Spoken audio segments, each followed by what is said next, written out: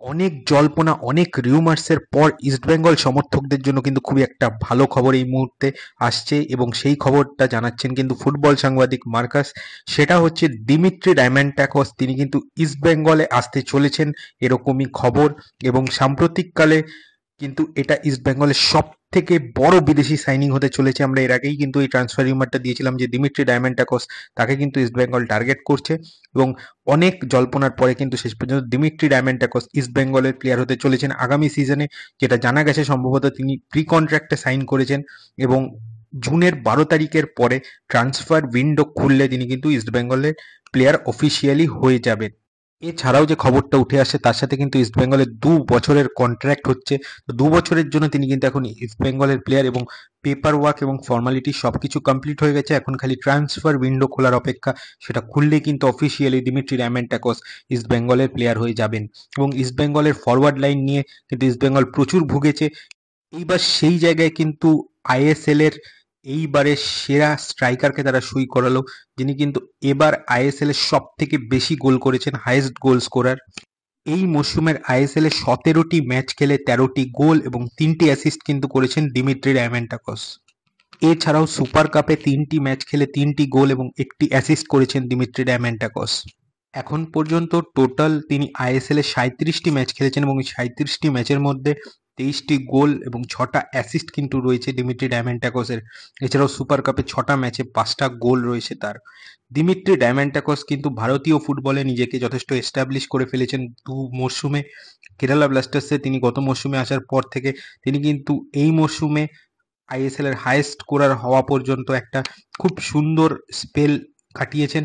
এবার লাল হলুদ জার্সিতে কলকাতার ময়দানে কিন্তু তাকে নিজেকে প্রুফ করতে হবে। দিমিত্রি ডায়মান্টাকস কিন্তু অ্যাটাকিং মিডফিল্ডেও খেলতে পারেন সেন্টার ফরওয়ার্ড পজিশন ছাড়া এবং তার বয়স 31 বছর, এখনো বেশ কিছুদিন তিনি কিন্তু খেলা চালিয়ে যেতে পারবেন। ইস্টবেঙ্গলের সাথে 2 মরশুমের কন্ট্রাক্ট হয়েছে, এটা যেমন একটা ভালো ব্যাপার। তার সাথে সাথে কিন্তু ইস্টবেঙ্গলের মিডফিল্ডে আরও দুজন কোয়ালিটি বিদেশি রয়েছেন। একজন হচ্ছেন সাউল ক্রেসপো, যিনি এই মরশুমে যথেষ্ট ভালো খেলেছেন। এছাড়াও এই মরশুমে পাঞ্জাব এফসির হয়ে নজর কাড়া মেহেদী তালাল, তিনিও কিন্তু আগামী সিজনে ইস্টবেঙ্গলে খেলবেন। এখন এই তিনজনের যুগলবন্দি কেমন হবে এবং এছাড়াও ইস্টবেঙ্গলের ক্লেটন সিলভার সাথে দিমিত্রি ডায়মান্টাকস আসায় কতটা তাদের স্ট্রাইকিং ফোর্সটা জোর পাবে, এখন সেটাই কিন্তু দেখার। খুবই একটা বড় সাইনিং, আবার বলছি এই ডিকেডের অন্যতম বড় সাইনিং কিন্তু করলো ইস্টবেঙ্গল। এটা একটা স্টেটমেন্ট সাইনিং এবং আগামী মরশুমে দিমিত্রি ডায়মান্টাকস ইস্টবেঙ্গল আপফ্রন্টে আসলে কিন্তু অবশ্যই ইস্টবেঙ্গলের আপফ্রন্ট অনেক শক্তিশালী হবে এবং গোল করার ক্ষেত্রে ইস্টবেঙ্গলের গত কয়েক মরশুম ধরে আইএসএল তারা যেই সমস্যাটায় ভুগেছে সেটা হচ্ছে গোল করা। সেই জায়গাটায় কিন্তু দিমিত্রি ডায়মান্টাকস একটা হিউজ রোল নেবেন, এটা নিয়ে কোনো সন্দেহ নেই। দিমিত্রি ডায়মান্টাকস খুব বড় মাপের একজন প্লেয়ার, যিনি কিন্তু গ্রিস জাতীয় দলের হয়েও খেলেছেন এবং ভারতে তার পারফরমেন্স আমরা দেখেছি কেরালা ব্লাস্টার্স জার্সিতে গত 2 মরশুমে।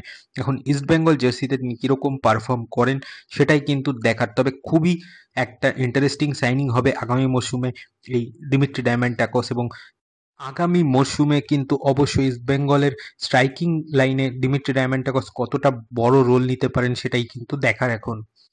দিমিত্রি ডায়মান্টাকসের জন্য ইস্টবেঙ্গল অল আউট গেছিল এবং শেষ পর্যন্ত তাকে কিন্তু তারা সই করাতে সফল হলো।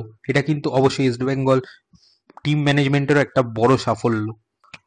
তো এবার দল বদলে কিন্তু সারা জাগানো পারফরমেন্স ইস্টবেঙ্গল টিম ম্যানেজমেন্টের, একের পর এক বড় সাইনিং করছে তারা। বিদেশিদের ক্ষেত্রেও মেহেদী তালাল এবং দিমিত্রি ডায়মান্টাকসকে সই করিয়ে ইস্টবেঙ্গল কিন্তু রীতিমতো চমক দিচ্ছে। এবার আগামী দিনে আর কি কি বড় ট্রান্সফার হয় সেদিকে কিন্তু আমাদের নজর থাকবে। এই ভিডিওটা এ পর্যন্ত রাখছি। ভিডিওটা ভালো লাগলে অবশ্যই লাইক শেয়ার এবং কমেন্ট করবেন এবং যারা আমার চ্যানেল নতুন এসেছেন আমার চ্যানেলটিকে এখনো সাবস্ক্রাইব করেননি প্লিজ আমার চ্যানেলটিকে সাবস্ক্রাইব করে দেবেন। তো চলুন এখনকার মতো টাটা।